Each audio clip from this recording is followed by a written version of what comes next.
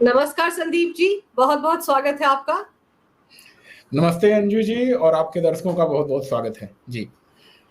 संदीप जी, चुनाव आयोग को लेकर जिस तरह से leader of opposition Rahul Gandhi रोज धमकियां दे रहे हैं, उनके अधिकारियों को कह रहे हैं कि वो एक तरह से बीजेपी के एजेंट की तरह काम कर रहे हैं और उनको हम बाद में देख लेंगे।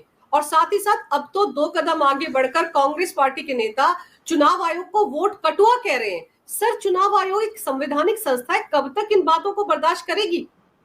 देखिए, इलेक्शन कमिश्नर की सबसे बड़ी पावर है पॉलिटिकल पार्टीज को रिकॉग्नाइज करने की और रजिस्टर करने की। मतलब रजिस्टर करना और रिकॉग्नाइज करना मतलब क्या हुआ कि नकेल कसने का पूरा अधिकार इलेक्शन कमीशन के पास है। जब आप किसी पॉलिटिकल पार्टी को रजिस्टर कर रहे हो तो आपके पास यह भी पावर है कि किन परिस्थितियों में हम आपके रिकॉग्निशन को जो है या रजिस्ट्रेशन को सस्पेंड कर सकते हैं। और एक नोटिस देकर के तो पूछ ही सकता है कि आपका बयान लोकतंत्र को कमजोर करने वाला है, संवैधानिक संस्था पर आघात है, आपकी पार्टी का रिकॉग्निशन क्यों न समाप्त कर दिया जाए या निलंबित कर दिया जाए।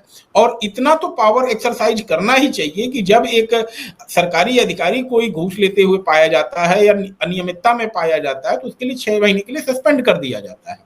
तो अगर कोई सांसद इस तरह का बयान देता है, विधायक कोई बयान देता है, कोई पार्षद इस तरह का बयान देता है, तो उसको कम से कम 6 महीने के लिए तो इलेक्शन कमीशन को तुरंत निलंबित कर देना चाहिए। ऐसा मेरा मानना है, अपनी शक्तियों का प्रयोग करते हुए। दूसरी बात, अगर यह चीज ऐसे लोगों के द्वारा की जा रही जो राजनीति में नहीं है, मतलब निर्दल हैं या फिर इस तरह की चीजें हैं, तो ऐसे लोगों को इलेक्शन की अधिसूचना जारी होने के बाद कम से कम 6 महीने के लिए निर्वाचन पर इनको प्रतिबंध लगा देना चाहिए। ये किसी भी इलेक्शन में जो है हिस्सा न ले पाए जिस दिन इस तरह का कोई बयान देते हैं।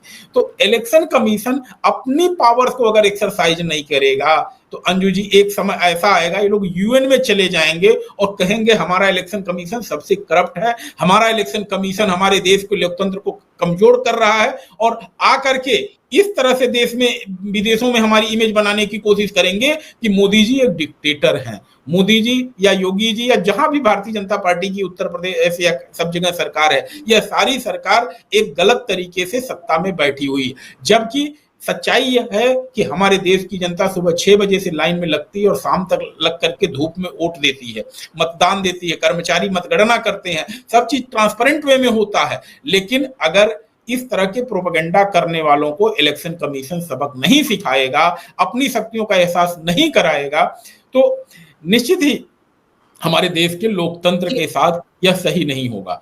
मेरा हाथ जोड़ करके करबद्ध निवेदन है इलेक्शन कमीशन से कि आप अपनी पावर्स को उसी तरह एक्सरसाइज करिए जिस तरह article representation of people's act 1950 के 21 को आपने इफेक्टिवली एक्सरसाइज शुरू किया है। यह क्या कहता है, मैं थोड़ा आपके दर्शकों को हिंदी में पढ़ के बता दूं।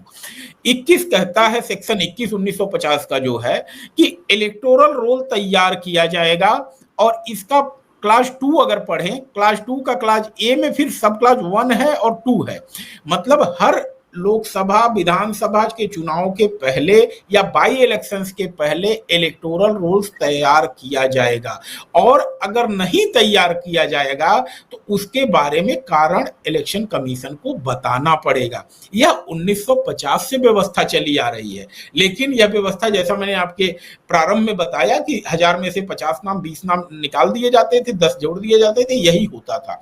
लेकिन अब जब डिजिटल प्रोसेस से हो रहा है, पूरे पारदर्शी तरीके से हो रहा है, तो इलेक्शन कमीशन ने अपनी जब इस शक्ति का एक्सरसाइज किया है तो बिहार में लग रहा है कि पूरा का पूरा लोकतंत्र जो है एसआईआर के नाते खतरे में आ गया। आखिर मुर्दों से वोट डलवाना कौन चाहता है?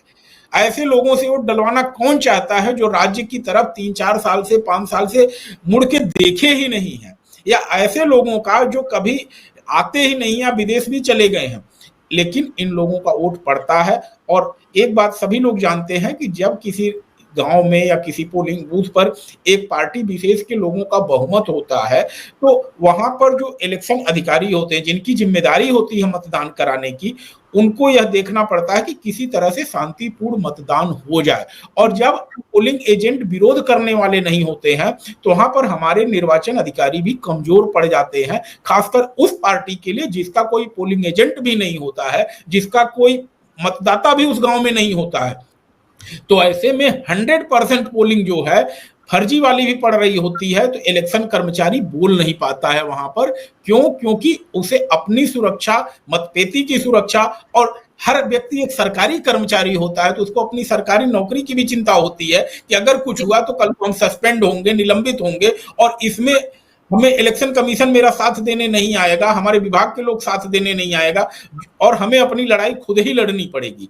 तो इन सब चीजों को देखते हुए मेरा ऐसा मानना है कि इलेक्शन कमीशन को इन सब बातों को संज्ञान में लेना चाहिए और अपनी शक्ति का प्रयोग करते हुए जो लोग लोकतंत्र को कमजोर कर रहे हैं उनके खिलाफ सम्यक कार्यवाही करनी चाहिए। और फिर राहुल गांधी ये भी बड़े जोर से कहते हैं कि हम जानते हैं कि वोट चोरी कैसे होते हैं। उनकी स्टेटमेंट को भी गौर करने की बात है सर, क्योंकि पहले तो उनकी सरकारें रही है, क्या पता उस दौरान वोट चोरी होते थे, उसी की बात वो दोहरा रहे हैं। अंजू जी, मैं एक बहुत ही बेसिक सवाल आपके दर्शकों के सामने रख रहा हूं।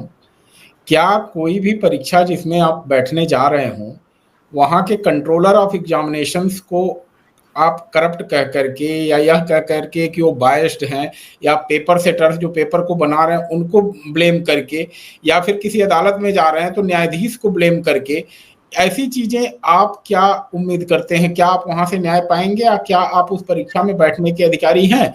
तो यहाँ पर बात यह समझनी होगी कि अभी जिस तरह के आरोप लग रहे हैं यह सामान्य आरोप नहीं है, और यह वो लोग लगा रहे हैं जो लोग लाल किताब जेब में रख करके घूम रहे हैं और कह रहे हैं यह संविधान है। सही मामले में यह कानून की किताब जो हमारी संविधान है, जो सभी सारी कानूनों की आत्मा है, उसको लहलुहान कर रहे हैं। और शायद इसीलिए उनकी किताब का रंग लाल है, नहीं तो हमारी संविधान की पुस्तक जो है लाल रंग की नहीं है, एक पब्लिशर विशेष की किताब है जो लाल रंग की है। और जो लोग उसको घूम रहे हैं इस संविधान का कत्ल करने पे लगे हुए हैं। नहीं तो अगर आप लोकतांत्रिक संस्थाओं पर हमला करना शुरू कर दें तो फिर आपसे तो मतलब यह उम्मीद करना ही बेकार है कि आप संवैधानिक संस्थाओं के प्रति कोई सम्मान है भी कि नहीं है। क्यों? क्योंकि जब तक अगर शुरू के आप 6-7 दशक देखेंगे तब तक तो कोई जानता भी नहीं था इलेक्शन कमीशन नाम की संस्था होती क्या है। दुर्भाग्य कहें या सौभाग्य कहें देश का, कि मतलब हो सकता है दुर्भाग्य कांग्रेस का ही होगा, उसे दुर्भाग्य मुझे नहीं कहना चाहिए। टीएन सेशन जैसा एक व्यक्ति आया जिसने एहसास कराया कि भाई इलेक्शन कमीशन नाम की कोई चीज होती है। फिर लाल किताब वाले भाई साहब की मम्मी को और बाकी नेताओं को बहुत कष्ट हो गया उनसे। फिर लोगों ने कहा नहीं भाई, एक इलेक्शन कमीशन नहीं होगा, 3 इलेक्शन कमीशन बना दो जो है। तो संविधान प्रेमी लोगों ने क्या किया, इलेक्शन कमीशन की शक्ति कम कर दी, 3 इलेक्शन कमिश्नर बना दिए। फिर वही लोग जो है आज जब संविधान में लिखी गई या इस कानून की किताब में लिखी गई अपनी शक्ति का प्रयोग जो है इलेक्शन कमीशन कर रहा है रिप्रेजेंटेशन ऑफ पीपुल एक्ट 1950 में, तो उस शक्ति से इनको बड़ी दिक्कत हो रही है। भाई एसआईआर क्या है? कुछ नई बात नहीं है। एसआईआर जो है रिप्रेजेंटेशन ऑफ पीपुल एक्ट 1950 का सेक्शन 21, अगर आपके दर्शक गूगल करेंगे तो उसमें वो जानकारी मिलेगी कि भाई यह कोई ऐसी बात नहीं है जो कि पहली बार हो रही है। यह हमारे कानून की किताब में लिखा हुआ है और इसका पालन जो है बड़े हिला हवाली के साथ, मैं अभी कहूंगा कि हिला हवाली के साथ होता था, कोई गंभीरता नहीं होती थी। होता क्या था कि हर जगह जब विधानसभा के चुनाव शुरू होने वाले थे, लोकसभा के चुनाव शुरू होने वाले होते थे, तो उसमें से 10-20 नाम हटा दिए जाते थे और 2-4 नाम जोड़ दिए जाते थे, जिससे कि लगे भाई रिवीजन हो गया।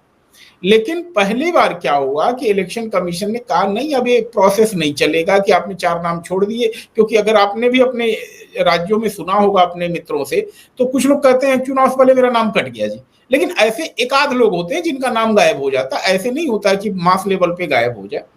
तो जब इस तरह से आर्बिट्रेरी तरीके से किया जाता था, मतलब ना कोई डॉक्यूमेंट लिए जाते थे ना कुछ, एक ब्यूरोक्रेसी के हाथ में दे दिया जाता था, या कहें नीचे के लेवल पे पटवारी हो गए, नायब तहसीलदार हो गए, इन लोगों को दे दिया गया। और इन लोगों ने क्या करते थे, भाई इलेक्शन कमीशन से आदेश आया है 1000 नाम है तो उसमें 50 नाम काट दो, और इस तरह 950 नाम ऐसे अटकल चप्पू चलता था हिसाब किताब। इस बार इलेक्शन कमीशन ने कहा नहीं जी, अब हम डिजिटल युग में रह रहे हैं और इस तरह से जो अभी तक खानापूर्ति चलती थी रिवीजन की, अब खानापूर्ति और रिवीजन नहीं चलेगा। अब इसको हम टेक्नोलॉजी का प्रयोग करके और जनता को पूरा मौका देंगे, जिसमें किसी को ये कहने का मौका ना मिले कि हम विक्टिम कार्ड खेल पाए। तो इस तरह की स्थिति के लिए उन्होंने कहा कि डिजिटल प्रोसेस में डॉक्यूमेंट्स के नाम बता दिए और सारी चीजों के साथ आपने देखा बिहार में एसआईआर हो रहा है। और सबसे बड़ा कारण क्या है कि जब आप ऐसे वोटर्स को जो मृत हो चुके हैं, ऐसे वोटर्स जो आपके कॉन्स्टिट्यूएंसी में रह ही नहीं रहे हैं, या फिर बहुत लंबे समय से आपके शहर में गांव में लौटे ही नहीं हैं, या ये कहें कि आपकी क्षेत्र की समस्याओं से उनका कुछ लेना देना ही नहीं है, तो ऐसे लोगों का नाम अगर वोटर लिस्ट से कटता है तो भाई दिक्कत किसे हो सकती है। लेकिन लगे हाथ क्या हो रहा है, हमारे सामने आपके सामने सब जगह तो इलेक्शन कमीशन को ब्लेम किया जा रहा है, लेकिन ज्यादा से ज्यादा लोगों का बूथ लेवल एजेंट बनाया जा रहा है इन विपक्षी दलों के द्वारा, ज्यादा से ज्यादा प्रक्रिया में हिस्सा लिया जा रहा है, और ऐसे लोगों का जिनका नाम कटने की गुंजाइश है उनके लिए डोमिसाइल सर्टिफिकेट बिहार में बनवाई जा रही है लग करके। तो आप एक तरफ तो रोना धोना कर रहे हैं, दूसरी तरफ आप जान रहे हैं कि संवैधानिक संस्थाएं तो अपना काम करेंगे ही, आप चाहे कितना भी चिल्लाओ।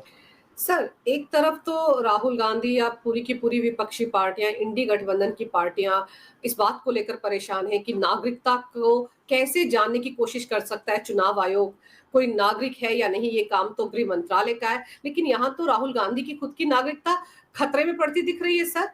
राहुल गांधी ब्रिटेन के नागरिक है, ऐसी खबरें पहले भी आई थी। अब तो इलाहाबाद हाई कोर्ट की लखनऊ बेंच ने जो गृह मंत्रालय से कहा था कि 10 दिन के अंदर बताएं कि मामला क्या है, अब तो दस्तावेज भी यूके से आ गए हैं भारत सरकार के पास। अब तो पूरी पोलपट्टी खुल जाएगी राहुल गांधी की, अगर सच में वो ब्रिटेन के नागरिक हुए। देखिए, भारत में सिंगल सिटीजनशिप की व्यवस्था है, आप दो देशों की नागरिकता तो कंटिन्यू नहीं कर सकते। इसीलिए आप देखिए कि जो कोई भी व्यक्ति दूसरे देश की नागरिकता लेता है उसका मताधिकार यहाँ से खत्म हो जाता है, यहाँ पे वो मतदान का प्रयोग नहीं कर सकता और ना ही चुनाव लड़ सकता है। इलेक्शन कमीशन की जहां तक बात है, फिर मैं इलेक्शन कमीशन की पावर आपको पढ़वाता हूं। संविधान की आर्टिकल 84 में पढ़ता हूं, जिसमें लिखा है a person shall not be qualified to be chosen to fill seat in parliament unless, एक व्यक्ति संसद की सदस्यता नहीं ले सकता या निर्वाचन के लिए योग्य नहीं हो सकता है जब तक कि is a citizen of India and makes and subscribes before some person authorized in that behalf of the election commission। Election commission की पावर यहां देखिए, जो कोई इलेक्शन कमीशन द्वारा अधिकृत किए गए व्यक्ति के सामने ऑन ओथ शपथ पर कहता है and affirm according to the form set out for the purpose of this third schedule, जो कोई थर्ड शेड्यूल में जो फॉर्म है उसके आधार पे अपना आकर के इलेक्शन कमीशन के सामने कहता है 84A में कि is a citizen of India. आपको आके कहना होता है इलेक्शन कमीशन के निर्वाचन अधिकारी के सामने, रिटर्निंग अधिकारी के सामने कि मैं भारत का नागरिक हूं। ऐसे लोग सवाल पूछ रहे हैं कि भाई इलेक्शन कमीशन कौन होता है नागरिकता पूछने वाला? भाई इलेक्शन कमीशन का काम ही शुरू होता है नागरिकता से और खत्म भी नागरिकता से ही होता है। अगर आपके पास नागरिकता नहीं है तो आप इलेक्शन कमीशन के मतलब के ही नहीं है। XYZ चाहे जो भी हो, X पार्टी के हो, Y पार्टी के हो, सत्ता पक्ष हो, विपक्ष हो, आपका सरनेम कुछ भी हो, आपका मजहब कुछ भी हो, अगर आप सिटीजन ऑफ इंडिया नहीं है तो you are no more important for election commission. और यह मैं कहीं से नहीं कह रहा हूं, ये देश की वह किताब है जिसको लेकर के राहुल गांधी जी हमारे घूमते हैं और इसमें लिखा गया है 84 क्लास ए में। आपके दर्शकों को पढ़ लेना चाहिए और ऐसे लोगों को जो लोग संविधान के नाम पे बरगला रहे हैं उन लोगों को पढ़ा देना चाहिए कि देखो भाई ये पढ़ लो, इलेक्शन कमीशन अथराइज करता है किसी को कि जाके कहो हमारे ऑफिसर के सामने हम भारत के नागरिक हैं। जब तुम कहोगे हम भारत के नागरिक हैं तब तुम्हें इलेक्शन कमीशन अथराइज करता है, अच्छा हाँ अब तुम सांसद का चुनाव लड़ सकते हो, अब तुम विधायक का चुनाव लड़ सकते हो। तो इतनी बड़ी पावर जब इलेक्शन कमीशन को दी गई है उस पे लोग सवाल उठा रहे हैं इलेक्शन कमीशन कौन होता है। ईवीएम पे तो आपको इतना बदनाम करने की कोशिश की गई जिसका कोई हिसाब किताब नहीं है। आपने लोगों को मौका भी दे दिया कि आप बताइए ईवीएम में क्या कमी है, उसके बावजूद लोगों का रोना जारी रहा। सुप्रीम कोर्ट, हाई कोर्ट, जगह जगह इन्होंने पिटीशन फाइल की जब जिसको रोना धोना है वो रोएगा धोएगा, लेकिन अगर आप अपनी शक्ति का एहसास नहीं करेंगे तो आपको ये लोग अंतर्राष्ट्रीय स्तर पे भी प्रोपेगेंडा करके बदनाम करने की कोशिश करेंगे। संदीप जी, एक चीज और है कि अगर राहुल गांधी की नागरिकता पर सवाल उठ रहे हैं, ये मामला आज का नहीं, सुब्रमण्यम स्वामी तो कब से मामला उठाते आ रहे हैं, लेकिन कभी भी किसी को कोई ऐसा पुख्ता जवाब नहीं मिलता था, लेकिन अब तो यूके से दस्तावेज आ रहे हैं। सर, ये तो बड़ी दिक्कत हो सकती है राहुल गांधी। प्रधानमंत्री जी देखिए, एक बात मैं कहूं आपसे अंजू जी कि बहुत टोलरेट करते हैं, लोगों को बात पता नहीं चलती है, लेकिन आपने जैसे उपराष्ट्रपति जी के प्रकरण में देखा कि उनके बारे में क्या क्या बातें बाद में लोगों को पता चली, लेकिन उसके बावजूद कहीं से किसी को भनक नहीं लगी थी 2 दिन पहले तक कि इस तरह से कुछ उपराष्ट्रपति जी मोदी जी के लिए या बाकी लोगों के लिए कर रहे हैं, या ये कहें कि समस्या क्रिएट कर रहे हैं। तो प्रधानमंत्री जी का यह होता है कि टोलरेट किया जाए, राहुल गांधी को टोलरेट कर रहे हैं, लेकिन वही है कि 99 तक ही है, जैसे ही 100 पूरा होगा उस पर फिर रिव्यू नहीं है, रिकंसीडर नहीं है। तो राहुल जी जिस तरह से घूम रहे हैं, कूद रहे हैं, 2 चीज है, एक हेराल्ड केस का मामला, नेशनल हेराल्ड वाला केस जो चल रहा है, और यंग इंडिया वाला जो मैटर चल रहा है, ये सब केस जो है, अभी नागरिकता वाला मामला है। इन सब में आने वाले समय में बहुत सारी समस्याएं फेस करनी पड़ सकती हैं, और इनके वरिष्ठ अधिवक्ता जो मित्र हैं उनको भी बहुत सारी मेहनत करनी पड़ सकती है। हो सकता है दिल्ली से बाहर भी जाना पड़े, प्रयागराज का भी चक्कर लगाना पड़े, बाकी जगहों में भी जाना पड़े, भारत के अन्य क्षेत्रों में भी जाना पड़े, लेकिन समय सही नहीं है। क्यों? क्योंकि जिस तरह से आपने देश की जनता के साथ धोखा किया है, अगर आप भारत के नागरिक ही नहीं हैं और इतने सालों से आप सांसद बनकर घूम रहे हैं और इतनी करोड़ों रुपए की प्रॉपर्टी आपने अर्जित की हुई है, तो आपके खिलाफ कानून अपना हथौड़ा चलाएगा और बड़ी कठोरता से चलाएगा। लेकिन बात यह है कि मैंने कहा कि जब तक 99 नहीं पूरा हो रहा है तब तक हमें आपको कुछ पता नहीं चलेगा, हमें आपको पता तभी चलेगा जब वो 100 पूरा हो। और ये इत्तेफाक है कि पीएम मोदी यूके के दौरे पर भी गए हुए थे, बहुत सारी डील्स वहां पर हुई हैं और वहां से भारतीय दूतावास के जरिए सारी जानकारी गृह मंत्रालय तक आ गई है। क्या जानकारी, इसका खुलासा तो इलाहाबाद हाईकोर्ट की लखनऊ बेंच के सामने ही होगा। लेकिन एक चीज ये है कि SIR जो है वो बिहार में हुआ, अब तो चुनाव आयोग ने कह दिया कि पूरे देश में होगा, बंगाल और असम से इसकी और शुरुआत होगी। तो इससे डरने की क्या जरूरत है सर? जो लोग मर गए हैं उनके नाम लिस्ट में क्यों रहे, डुप्लीकेट वोट क्यों रहे लिस्ट में? इससे दिक्कत इंडी गठबंधन को क्यों है सर? क्या उनको लगता है कि सारे वोट वही इस्तेमाल करते थे इन लोगों के? अंजू जी, मैं एक बात बताऊं, अगर आप ग्राउंड लेवल पे पता करेंगे, खासकर दिल्ली में जब कोई व्यक्ति बिहार से आता है, बंगाल से आता है या कहीं से भी आता है, मैं किसी राज्य विशेष की बात नहीं कर रहा हूं, आता है तो उसकी जेब में चंद पैसे होते हैं और कागज के नाम पे कुछ घर से कागज होते हैं, जिसको आप पुराना इलेक्शन आई कार्ड कह दें, आधार कार्ड कह दें या ड्राइविंग लाइसेंस, कुछ एक कागज होता है वो लेके आता है। लेकिन यहाँ पर हर क्षेत्र में, चाहे हर कॉन्स्टिट्यूएंसी के अंदर जो आपके पार्षद का चुनाव होता है, उसमें कुछ लोग बहुत अहम भूमिका अदा करते हैं। वह क्या करते हैं? सामाजिक रूप से सक्रिय लोग होते हैं।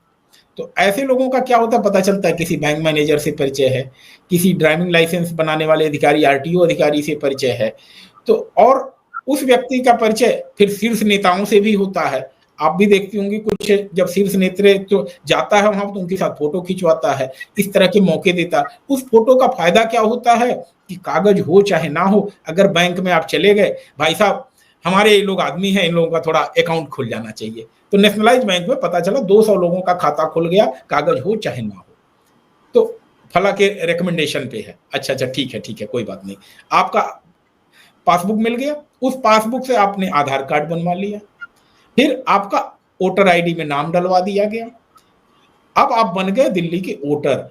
अब उस व्यक्ति का सम्मान उस क्षेत्र में बढ़ जाता है, क्योंकि उसके पास 10,000 वोट हैं। लेकिन वोट हैं कैसे?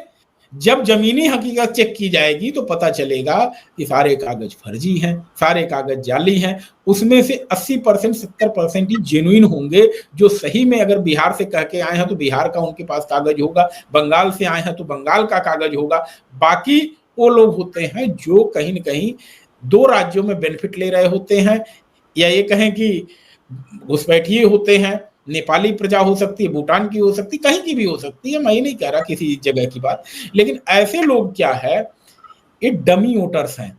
और जब इनकी पहचान हो रही है तो जिन्होंने मेहनत करके 10-10 हजार वोट तैयार करवाए हैं क्षेत्र में, और उस नेता को जो अहमियत दी जाती है पार्टी में, यह सब मेहनत तो बेकार हो जाएगी ना।